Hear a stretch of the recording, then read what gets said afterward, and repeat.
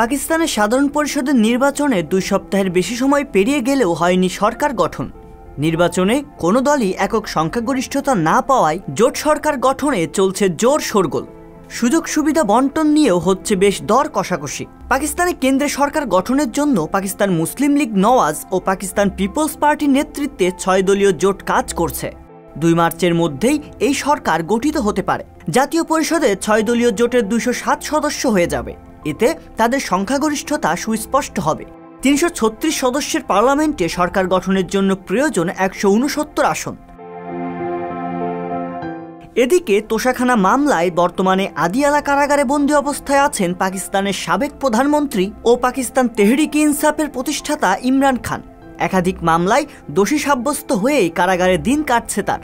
তবে তার দোষী সাব্যস্ত হওয়ার পর ক্ষমার জন্য কোনো পক্ষের অনুরোধ বিবেচনা না করার জন্য পাকিস্তানের রাষ্ট্রপতি আরিফ আলভিকে জানিয়েছেন বলে দাবি করেছেন পিটিআইয়ের মুখপাত্র রউফ হাসান।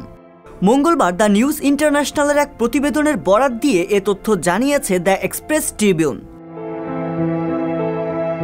পাকিস্তানের সাধারণ জনগণের মাঝেই ইমরান খানের গ্রহণযোগ্যতা অন্যান্য রাজনৈতিক নেতৃত্বের চেয়ে বেশ এগিয়ে। সেদিক থেকেই সামাজিক যোগাযোগ মাধ্যমগুলোতে পাকিস্তানের রাষ্ট্রপতি আরিফ আলভিকে ইমরান খানের ক্ষমা করার বিষয়ে দাবি জানানো হচ্ছে। অনেক সাংবিধানিক বিশেষজ্ঞ এবং আইনজীবী মনে করেন, প্রধানমন্ত্রীর পরামর্শে প্রেসিডেন্ট যে কোনো সাজা ক্ষমা, মৌকুফ বা স্থগিত করতে পারেন। আবার অনেকে বলছেন, প্রধান নির্বাহীর পরামর্শ ছাড়াই প্রেসিডেন্ট এই ক্ষমতা প্রয়োগ করতে পারেন। সোমবার দ্য নিউজের সঙ্গে আলাপকালে রউফ হাসান বলেন, রাষ্ট্রপতির সাংবিধানিক ক্ষমতা রয়েছে যে কোনো আদালত কর্তৃক প্রদত্ত যে কোনো সাজা ক্ষমা করার। সামাজিক যোগাযোগ মাধ্যমগুলোতেও ইমরান খানের বিষয়ে রাষ্ট্রপতির ক্ষমা নিয়ে নানা গুঞ্জন ছড়িয়ে পড়েছে। সামাজিক যোগাযোগ মাধ্যমগুলোর এই দাবির পরিপ্রেক্ষিতে ইমরান খান রাষ্ট্রপতির কাছে বার্তা পাঠিয়েছেন, যেন কোনোভাবেই কোনো পক্ষের কথা মতে এমনটা না করা হয়। পিটিআই প্রতিষ্ঠাতা চেয়ারম্যান এমন ক্ষমা কখনোই মেনে নেবেন না বলে উল্লেখ করেছেন রউফ হাসান। তিনি বলেন, যে কোনো আসামিকে ক্ষমা করার সাংবিধানিক ক্ষমতা রাষ্ট্রপতির রয়েছে, তবে সেখানে অন্য কোনো কিছুর প্রভাব যেন না পড়ে।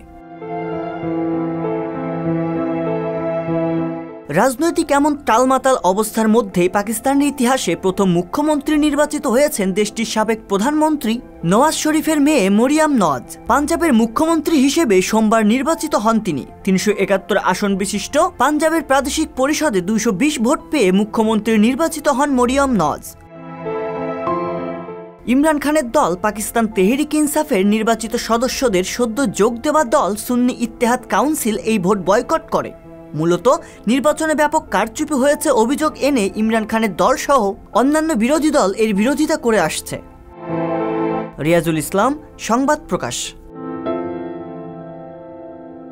সংবাদ, ফিচার ও অনুষ্ঠানের জন্য ভিজিট করুন সংবাদ প্রকাশের ওয়েবসাইট এবং যুক্ত থাকুন ফেসবুক পেজ ও ইউটিউব চ্যানেলের সঙ্গে।